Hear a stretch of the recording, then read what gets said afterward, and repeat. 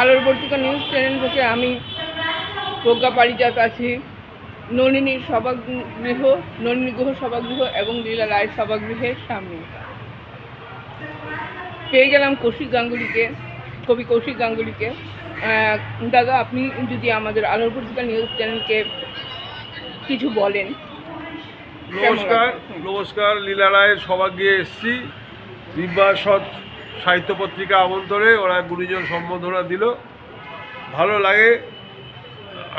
আমাকে তো কোনো 41 বছর লেখালেখি করছি, কিন্তু কোনো গ্রুপ প্রজেক্ট করেনি যে ইনি দুই বাংলার কবি বা ওই কী বলে অমুকের বংশধর, তমুক মনীষী বংশধর, বা ওই মারাত্মক ভাব লেখক ফেকক বলে সব যেটা সত্যি সেটাই বলে।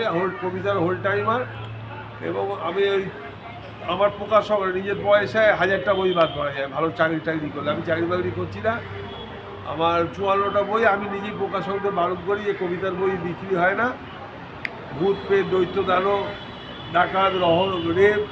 আমি ভাবছিলাম একটা ভূতের গল্প লিখবো, যে দুটো ভূত মিলে একটা পেতনিকে রেপ করছে প্রথম সিনে, এবং ভূতের পেছনে 4টে গুন্ডা ভূত দাঁড়িয়ে আছে তাকে খুন করবে বলে। এটা এরকম রোমহর্ষক কাহিনী লিখবো ঠিক করেছি। আর বাইরেতে ভোজপুরি গান হচ্ছে, তেরা দিলকে এ মারা দিয়া রে। এরকম একটা অদ্ভুত সুন্দর বই করতে হবে যেটা পাবলিক খাবে। আর ফেসবুক জগৎটাই এখন হয়ে গেছে ভণ্ড ও জালিদের, যে বেশি ঢপ মারতে পারবে তার খুব বাজার।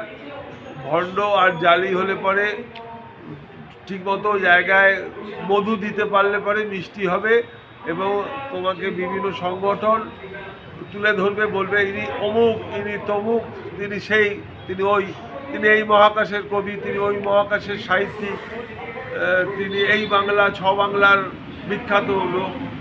আমাকে সব বলে না, এমনকি বলে না, ভাগ্যিস বলে না যে কী বলে নারায়ণ গঙ্গোপাধ্যায়ের বংশধর। আমি বেঁচে গেছি। তো দিব্যাসৎ সাহিত্য পত্রিকাকে ধন্যবাদ। আমার মতো গুণীকে, হিসেব গুণী আমি জানি না, এখন গুণী আর বেগুনি এক হয়ে গেছে, এখন মুড়ি আর মিচিড়ি এক হয়ে গেছে। এখন গণতন্ত্রের পেছনে চুমু খেতে খেতে আমরা সব একটা ধূর্ত চালাক হয়ে উঠেছি, যাতে কীভাবে কার সঙ্গে ম্যানেজ করে চলতে হয় এটা আমরা শিখে নিয়েছি। তবে কবিতা আমি লিখবো, পরপর লিখেই যাচ্ছি, আমার ফেসবুকে টাইম লাইনে দিচ্ছি, আর ভিডিও করে সেই কবিতা পাঠ করে মানুষের কাছে দিচ্ছি।